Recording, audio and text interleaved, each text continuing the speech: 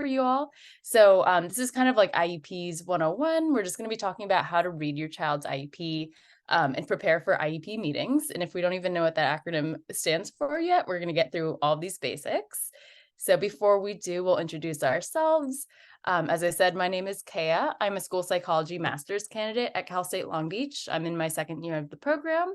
And then my co-presenter is Ms. Andrea Alonso, who's a special education teacher teaching kindergarten and first grade special day class. And she's also a master's candidate. And the two of us have been working together for over a year, almost a year and a half now, implementing an intervention in her classroom.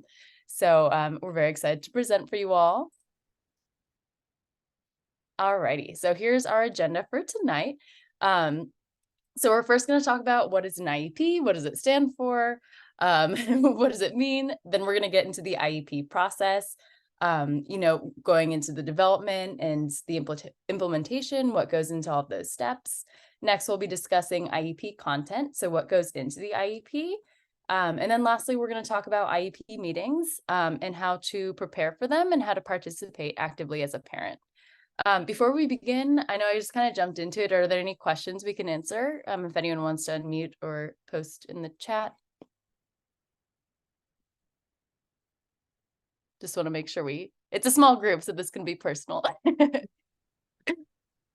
And while you're doing that, Kay, I could actually read if there's anything in the chat. Yeah, be great. Well, feel free to ask questions or post questions in the chat at any point. But with that, I'll just jump right into it. So part one, what is an individualized education program? That's what IEP stands for. So it can be a little bit confusing because it often refers to a document or the meetings where the documents discuss. So this can kind of be used interchangeably in the special education world. So we'll be discussing both of those concepts tonight, the written document as well as the meetings.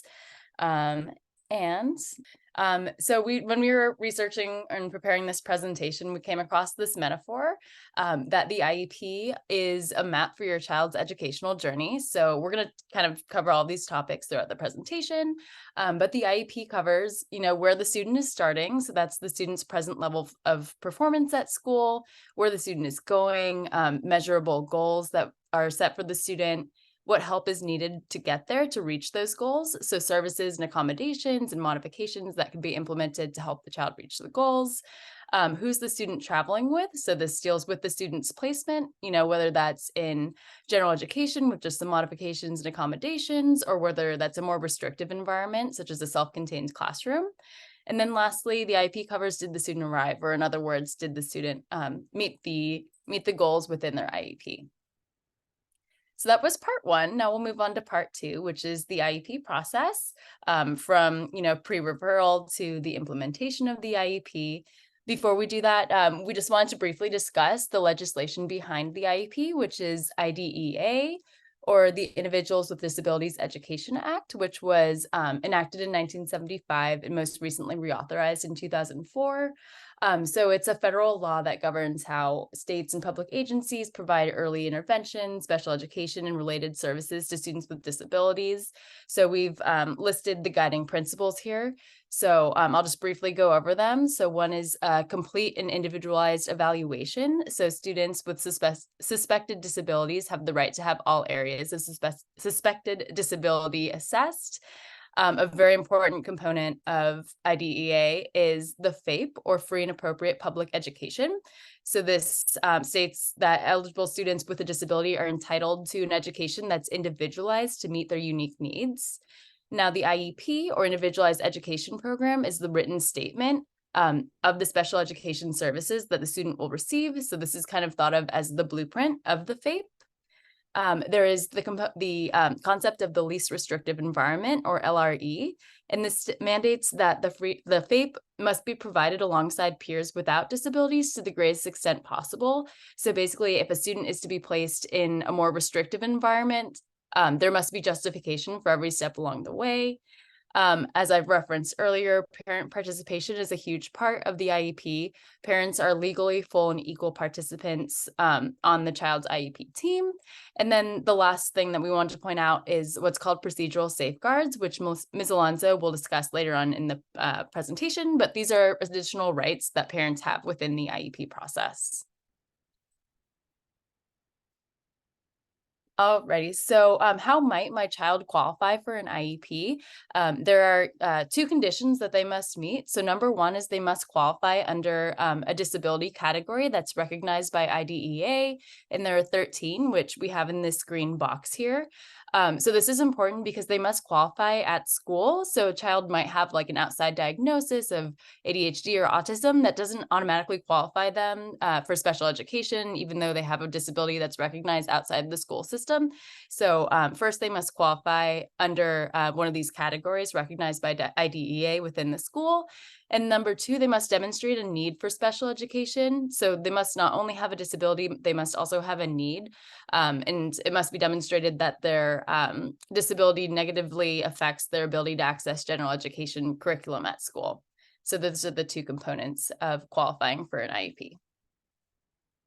And now I'll just briefly go over all of the phases of the IEP development process. So the first stage is the pre-referral process. So before a child is referred for an IEP, and teachers or parents might notice that the student's exhibiting some academic or behavioral difficulties that lead the teacher or parent to seek additional support. So this phase is more informal interventions, classroom modifications, differentiated instruction, tutoring, etc. If those pre-referral interventions don't sufficiently address the student's needs, a referral for an evaluation is made, and this is often initiated by the student's teacher or parent, but could be done by another concerned party. Next, moving on, the evaluation and eligibility determination. The school conducts a comprehensive evaluation to determine whether the student is eligible for special education services. So this involves the whole eligibility process, so assessments, record reviews, interviews, and this evaluation helps determine if the student has a disability and whether that disability adversely affects their performance at school. Next, the IEP is developed after the student is determined to be eligible for special education. So they review those evaluation results and discuss the student's strengths and needs, the placement, services, and accommodations the student might need, and set goals for the student that are measurable and specific to their needs. And then lastly, the IEP is implemented. So once the IEP is developed, the school implements the plan. So providing the necessary special education related services that are outlined within the IEP. So such as as I just mentioned, specialized academic instruction, accommodations, modifications, supplementary aids and services. And then importantly, as I'll discuss in the next slide, the IEP is reviewed periodically, at least every year, to make any necessary adjustments to ensure that the student is making meaningful gains toward their goals. So as I said earlier, the IEP is a written document, but it also is often used to refer to the meetings where the document's discussed. And we've kind of, throughout this presentation, done little screenshots of an actual IEP, so you can kind of see what it looks like on paper. So here you can see that there are three meeting types that you can check off in the IEP document: initial, plan review, or eligibility evaluation. So the first one is the initial. That's obviously the first IEP when the student's first referred for special education. So the purpose is to evaluate the student's needs and to determine if they're eligible for special education. Then there's the annual, which occurs at least once a year, although you can call IEP meetings more often. And it's basically to update the IEP and update the goals and to discuss the student's progress rather. And then there's the triennial, which is a bit more of an involved process. It's an eligibility evaluation. So that one's conducted every 3 years as it's a triennial. And it's a more comprehensive review of the student's progress and a reassessment of their educational needs in order to determine if they still qualify for special education. And then lastly, before I pass it over to Ms. Alonso, wanted to discuss the members of an IEP team. So these are the minimum members that you must have on an IEP team by law.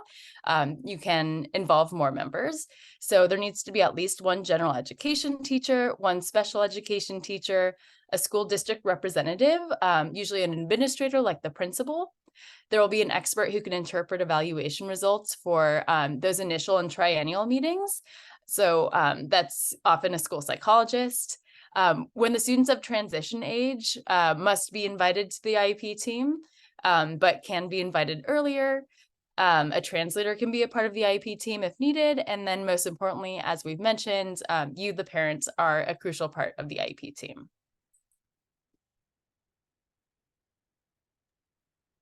And I'll pass it over to Ms. Valenti. Thank you, Kaya. Yes. So part 3 is the IEP content. So there is no universal IEP. It really just depends on the student and what their needs are. This is the first paper that usually would come in the IEP, and it's just stating their original entry date, of course, all the students' information, when their meeting is, and then their re-evaluation. Usually this will have also parents' information just to make sure that everyone is in communication.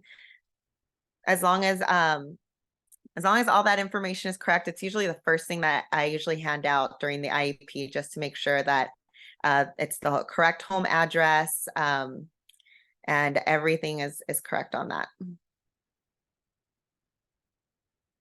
There are 5 main components of the IEP, and as Kaya was talking about earlier, their eligibility is important, as well as present levels of performance, their goals that they have to reach every year, the services and the offer of FAPE that is offered through the school district, and the placement of the student. Here's an example of their eligibility, and at times a student can have 2 eligibilities.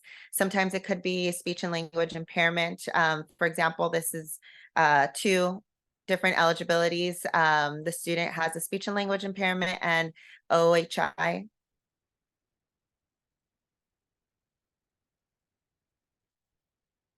For the present levels of performance, this is a section that you're able to know what the student is able to do.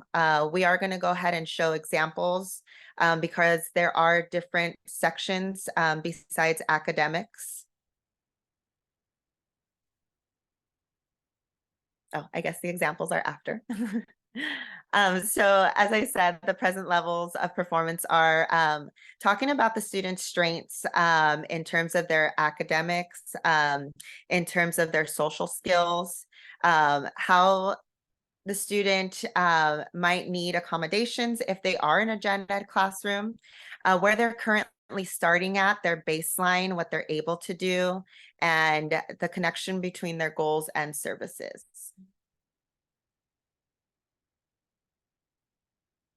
Here are our examples. So for present levels of performance, the first thing that would be addressed is their academics. And then next would be their communication development, as well as their fine motor skills, their social emotional behavior. There's also a few more.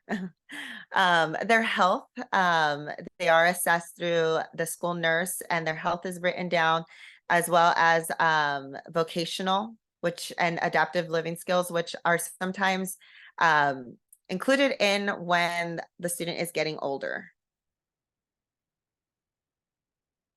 For annual goals, it is very important that it is a SMART goal. So it is written in the area that the student needs the most support in. This could be speech, which is communication. This could be sometimes social emotional if they have at times challenging behaviors, or it could be their academics. It must align with their present levels of performance and their assessment. So in an assessment, if we see that the student needs more help in math, then the goal should be written in math to support them. It should be a SMART goal, and it must include a benchmark and a short-term objective.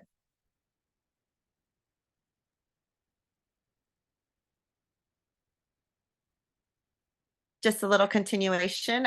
There should be a target skill for their goal, a condition. So it should be talking about how, depending on what level they are in reading.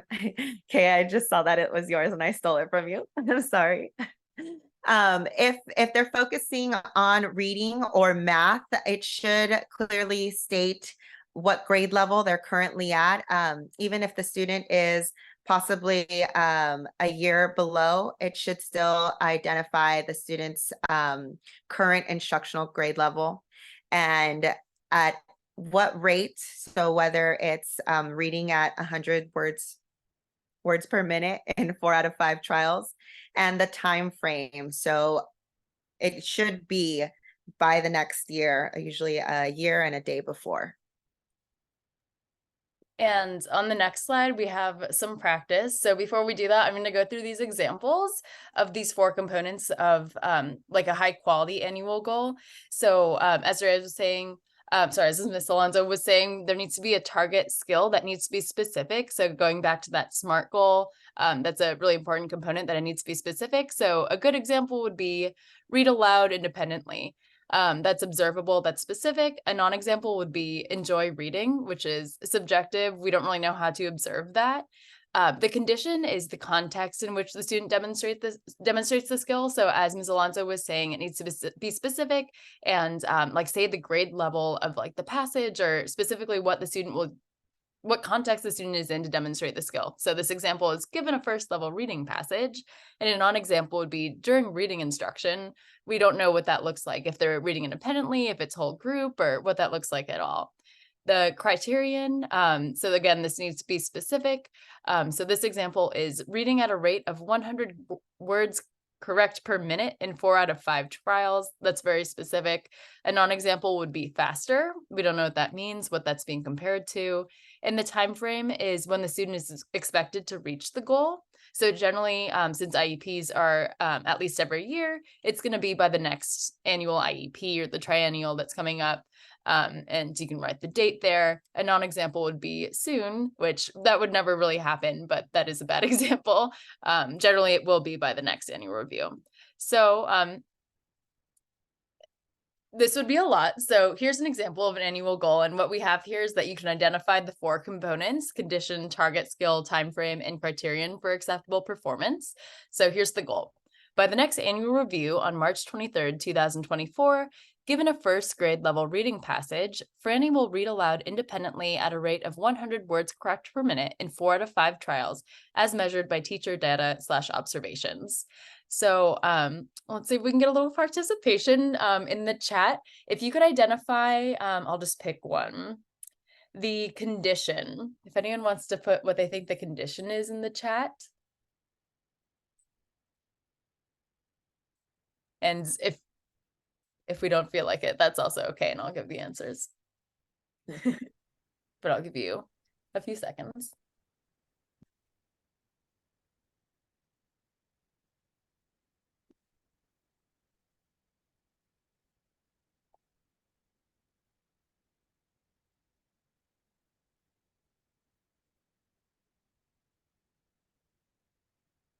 Ms. Alonso, would you like to provide the answer?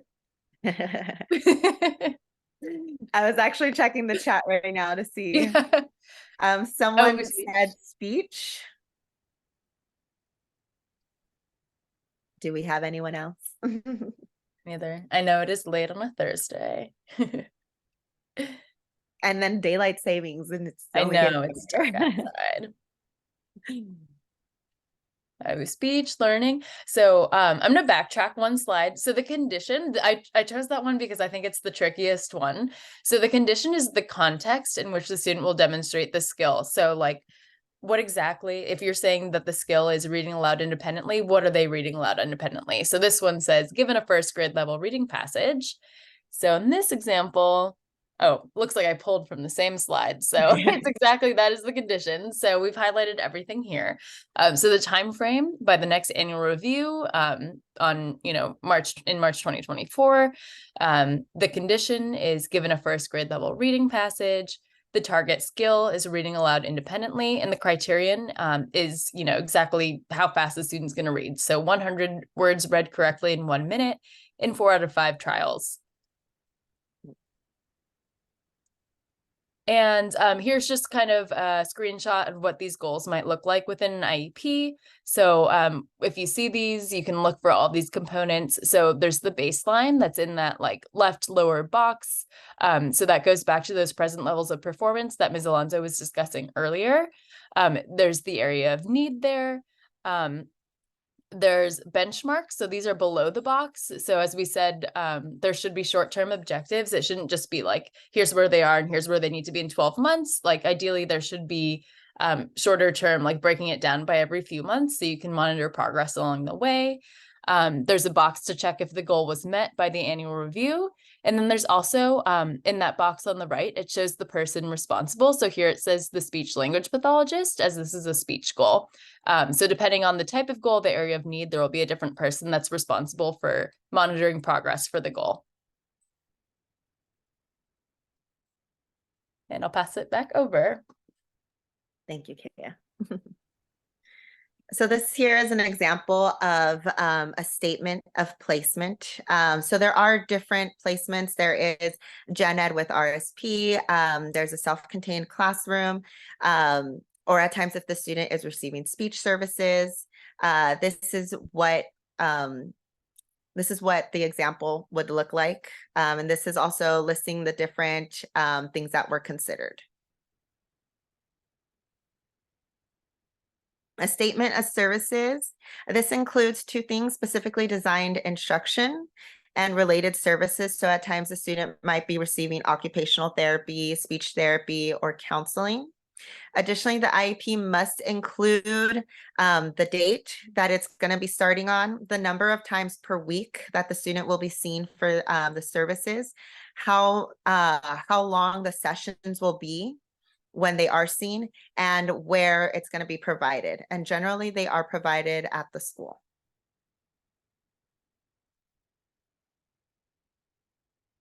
And this is an example of what it would look like if the students were receiving speech. It would tell you the duration, 180 minutes a month. And usually that would be 6 sessions for 30 minutes. The location is provided at the school. And there is a section right above location that says individual, group, and transition. Many times there are students that are seen in a group, or there are at times where they're seen individually. And then right below that is specialized academic instruction. So if the student is not in a gen ed classroom, but is in a self-contained classroom, say a special day class, it would also state how many minutes the student was there weekly.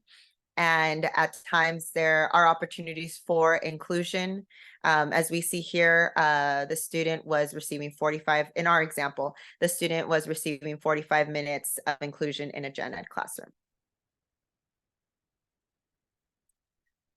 Many times there are opportunities for extended school year, which is summer school, in which case many districts still do offer speech during that time. But this is an example of what your services page would look like if there is summer school. So the statement of services also shows the accommodations, the modifications, and if the student is receiving assistive technology. And we have some examples of what that would look like. So here we see that there are accommodations for the student. There's a lot of visual supports, positive reinforcement. At times, if the student just needs verbal prompting, maybe extended wait time, this would be the section where all the accommodations are included. And it is for that entire year that the student has the IEP. And it also tells you the location. So this is going to be taking place in the classroom, or if they're being pulled out for RSP, it would say either the classroom or in the classroom of the RSP teacher. And down below, oh, that's fine. I was just going to show the modification. So sometimes if the student is not at grade level, there are some modifications for the curriculum. Thank you, Kaya. And here, special factors is the student requires assistive technology. There are some students that do, I call it a voice, AAC device that help them speak and communicate. So if the student qualifies for assistive technology, there would be a section below that does say the student does require assistive technology. In this example here, it does say no, but there are students that will have assistive technology.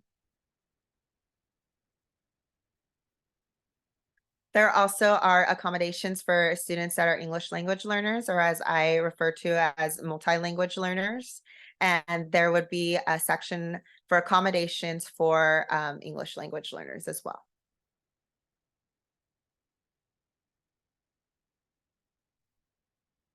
And there's also some accommodations for students that might have challenging behaviors. And at times there are different strategies that can be used, or at times there's it could be either in the student's goal, or it could be a positive behavior intervention plan for the student, which is often referred to as a PBIP or just a BIP.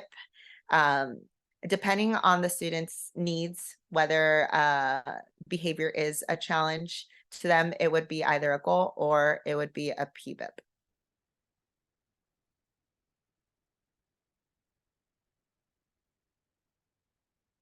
All right. The next part 4, the IEP meetings, how to prepare and participate. It is very important that as a parent, you know your rights. I love to always share that with my parents in my school, that you are a vital component to this IEP. This is your child. It is very important for you to know your rights.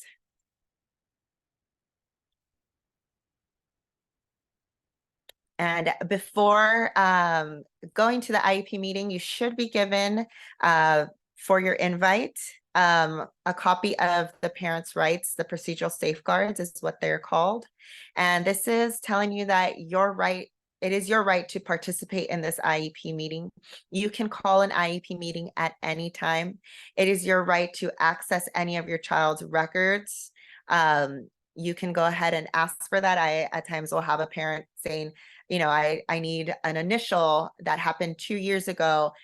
I have access to that.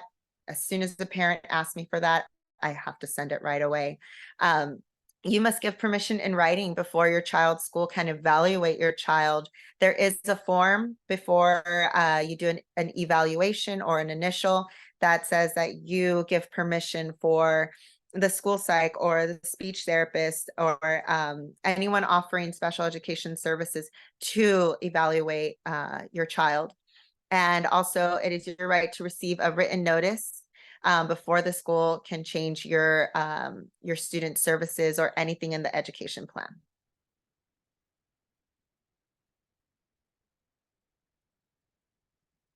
Also, it is your right to have your child evaluated outside of the school. So if you feel that the school did not do or did not see something, you do have the right to have your child evaluated outside of the school.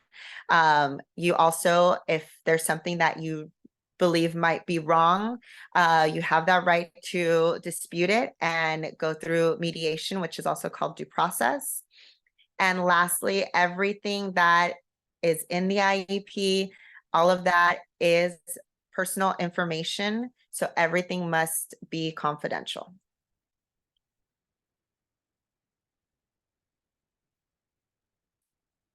So before the IEP meeting, you have the right to ask for a draft of the goals of possibly what services are going to be coming into place. You do have that right. You can make a list of questions to bring to the meeting. And during the IEP meeting, you can bring an advocate or someone that might have experience with IEPs or a friend. You can bring anyone that you would like to the meeting. It is very important that you speak up if there's something that you believe might be wrong, or maybe there's a service that you really think your child might need. Please speak up. Before reading or before signing the IEP, you can always ask for a copy and say, I want to review this at home before I sign anything. And then make sure to collaborate with the whole team. I really do like to see everyone as a big vital component of the team, because parents, you know your child best. At times I'm often told, you're the professional, but I always like to tell them, yes, but you know your child best and you know what you want for your child. So you are a vital component of the IEP team.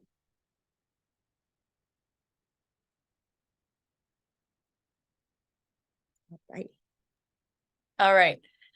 So as in the last slide, when Ms. Alonso was discussing collaboration, because you are a vital member of the IEP team, and hopefully this presentation taught you a little bit about how you, at least like in terms of goals, like recognizing high quality goals, and you can speak up on that. So we're gonna do a little practice with that. So here we're just looking at yes, no, is this a high quality annual goal? So I'll read the present level of performance.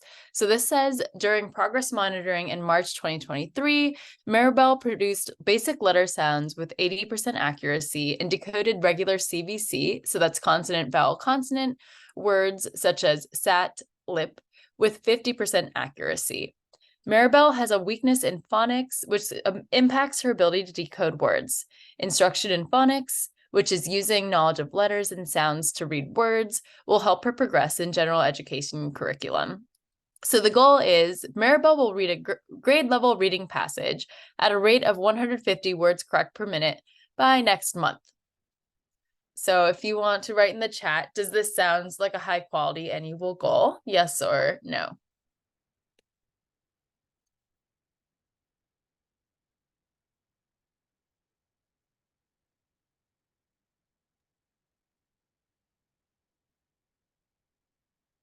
I'm going to open up the chat and I'll let you know what they're saying.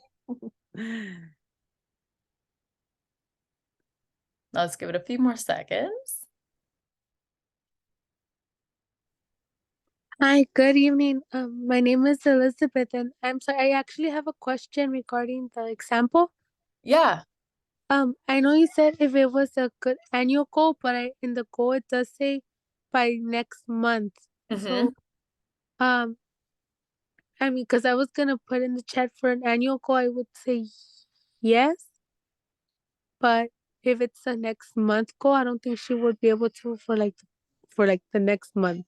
Right. Yes, exactly. Thank you for pointing that out. That is yes, something that we wanted to point out, that the time frame is a little bit. Okay. Oh, yeah, no, no, we appreciate your You are participation. correct. You're completely correct that the time frame here is 1 month.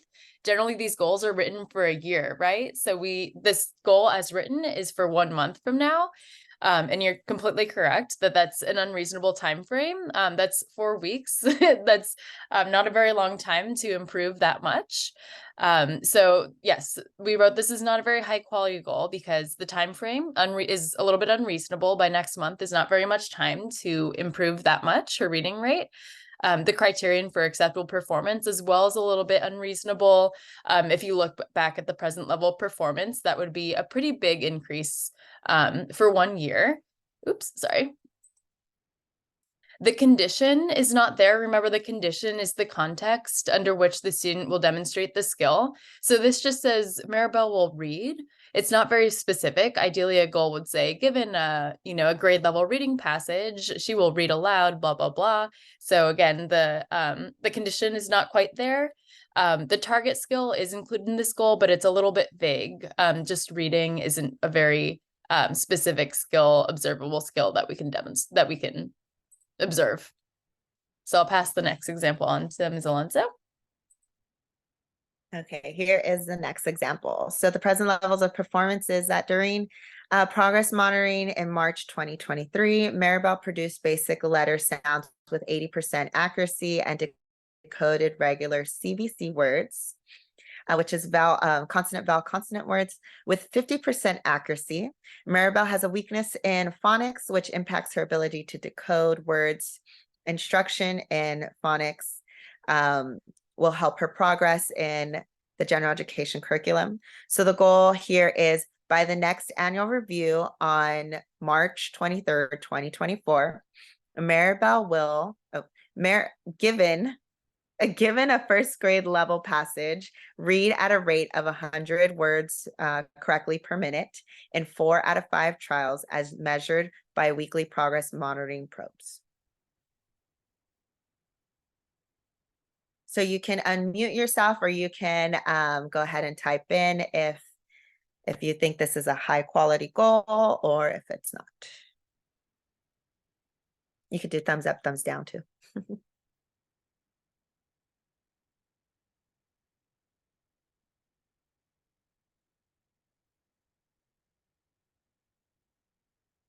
Okay, I think I see Anna had put not good, no. Okay,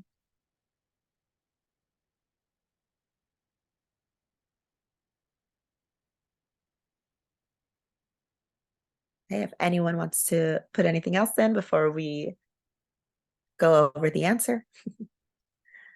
Yeah, my comment was for the prior to this one, the last one, not this one.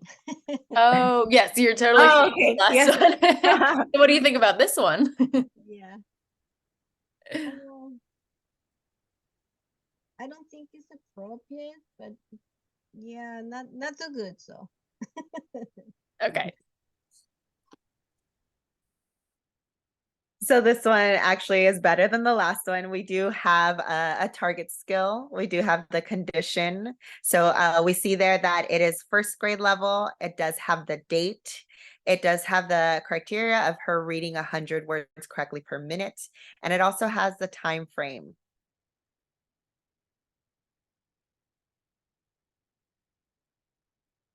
So just a final reminder that you are an equal participant of your child's IEP team.